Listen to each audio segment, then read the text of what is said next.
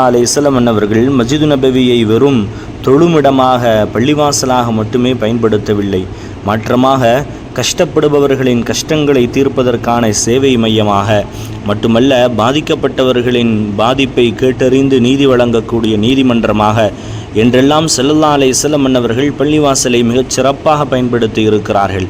அதன் அடிப்படையில் தான் நம்முடைய எம்எஸ்கே சேவை குழு பள்ளிவாசலை மையமாக வைத்து சேவைகளை செய்கிறது.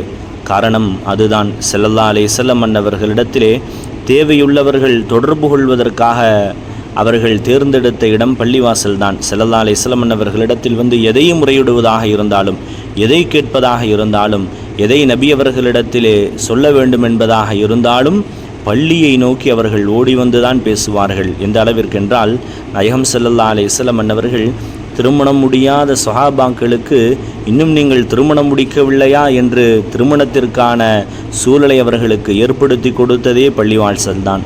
இப்படி ஸல்லல்லாஹு அலைஹி வஸல்லம் அன்னவர்கள் நிறைய சேவைகளை பள்ளியிலிருந்து செய்திருக்கிறார்கள் என்பது மஸ்ஜிது நபவி நமக்கு கற்றுத்தருகிற மிகப்பெரிய பாடம். அதைத்தான் நம்முடைய எம்எஸ்கே சேவை குழு மிகச் சிறப்பாக செய்கிறது. பள்ளிவாசல்களிலிருந்து சேவைகள் தொடங்கப்படுகிறது என்று சொன்னால் அது கண்மணி ரசூலுல்லாஹி ஸல்லல்லாஹு அலைஹி வஸல்லம் அன்னவர்கள் காட்டித்தந்த மிக சிறப்பான சுன்னத். அல்லாஹு தஆலா கபூல் செய்வானாக.